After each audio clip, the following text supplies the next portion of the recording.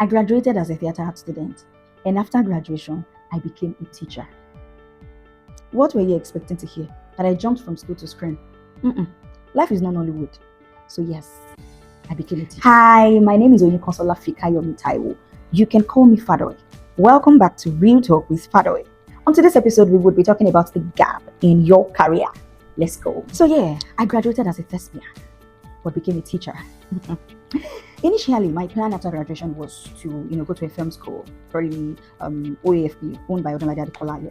I don't know anybody, I've not met him though, and or J15, owned by Femi Adebayo, Uncle Femi. However, life as a way of doing its own thing. So I became a teacher, and I taught for 3 years. It was a great experience. It was amazing. It was beautiful, honestly. But something was missing for those 3 years. The settlement, you have the peace, the satisfaction you have in doing what you really want to do, what you feel you are meant to do. And for me, it was acting. Yes, that was it. So after 3 years, I stopped teaching and I started a business because I needed, the time, the space, and everything to focus on this acting career because it really meant a lot to me. I'm not gonna lie, for some time, it came 1, 2, 3 scenes and films maybe on YouTube, African Magic, and all like that. But then it wasn't really giving me what I actually wanted also yet. And along the line, my business also crashed. Yeah, so I hustled again, doing stuff like maybe homelessing and other things. Then after like a year, I learned makeup. And in between all of this, I was still pursuing the career you get. And at some point with my makeup, I was getting a few gigs and all of that, just for survival. Even my teaching, it was just for survival. Then I felt like, okay, I think my state, where I am, I'm not really pushing enough, or I'm not being pushed enough. So I thought of relocation. And yeah, I came to Lagos. And while coming to Lagos, I had this belief, this hope that boom, once I enter Lagos, attend a few auditions. Because even when I was in Abeokuta, I usually, travel out of Abeokuta for auditions and all of that. So I felt like, okay, now in Lagos, 1, 2, 3, 4 auditions, boom, I'm on the screen and voila, you all are going to know me. But then life doesn't work that way. So yeah, thankfully a friend accommodated me in Lagos, my very good friend. And my first few months in Lagos was a lot. It just felt static, like I wasn't moving, everything was just stagnant, and there was a time I got so frustrated. In fact, I was depressed. I was going for auditions, not gonna lie, but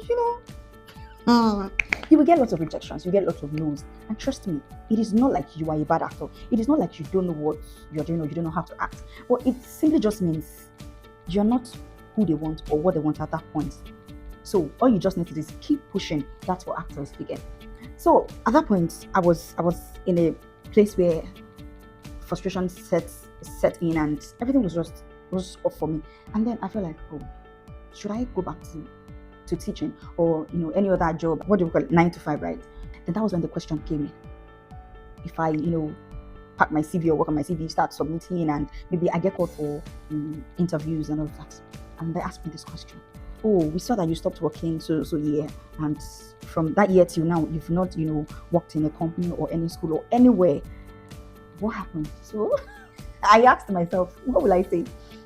Yeah, I stopped because I want to face what I love to do, my passion. That is my own career. I actually stopped working as a teacher to face this. And so what happened? Yeah, it's not really giving me what I want at the moment, and I feel like, okay, let me come back to this for survival. I feel like when they look at me like, who is this person? It means you're not here because you want the job, because you love the job. You're here because you just want to survive. And trust me, I wouldn't have lied. I wouldn't have found anything else to say other than that. So I told myself, I said, no, this is not for me. And truthfully, 9 to 5 is not for me. Even my family knows. 9 to 5 is good. I can actually, do something else, a skill. I'm someone that's, I like to put my hand on things, let's do it, let's be on the move. You get to actually know that sitting in an office, it can't work for me. I think maybe that was why I actually enjoyed teaching too, because I taught nursery classes for the 3 years, and it actually also involved activities here and there, with the kids and all of that. So maybe that was why I enjoyed it. Moving on, I just said to myself, this is not for me. So what am I going to do?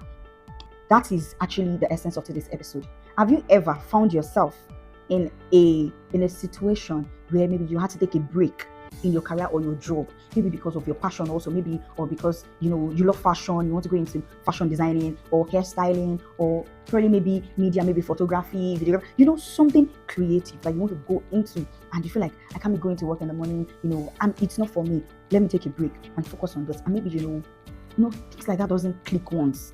You know how it works, and you feel like, okay, you need to survive. You want to come back to this job maybe after some years, or probably maybe you stopped working because of probably relocation or marriage or childbirth, and you now want to go back to working.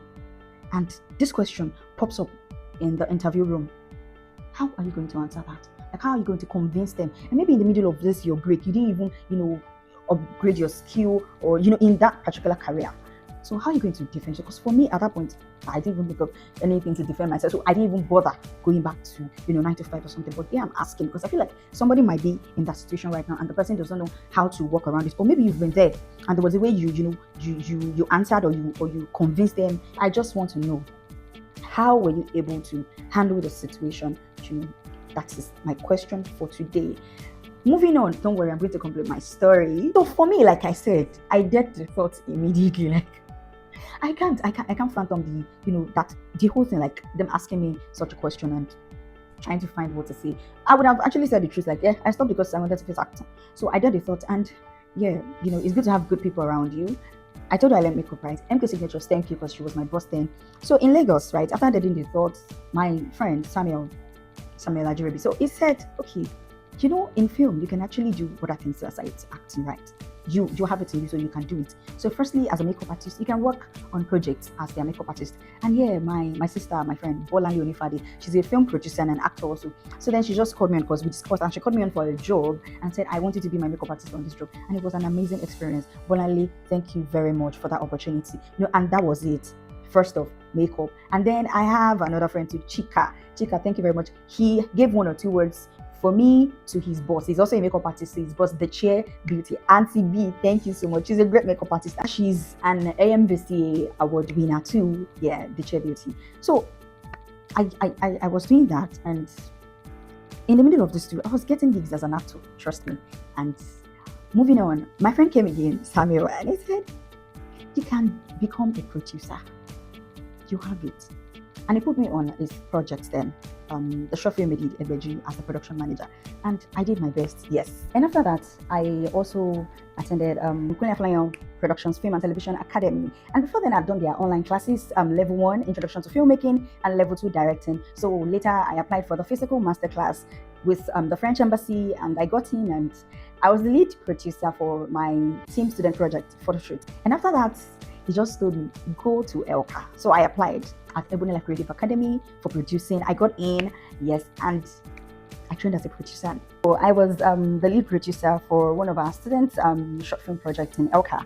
And I also went back to Elka to study acting, and I featured in 2 projects for our student short film. Ever since then, it's been an amazing journey so far. I've worked on some projects, feature series and short films, as a production manager, line producer, even as an assistant director. Trust me, and it's been great so far as a hired producer too. It's been an amazing journey. And yeah, I'm not where I want to be at the moment, but trust me, I am not where I used to be.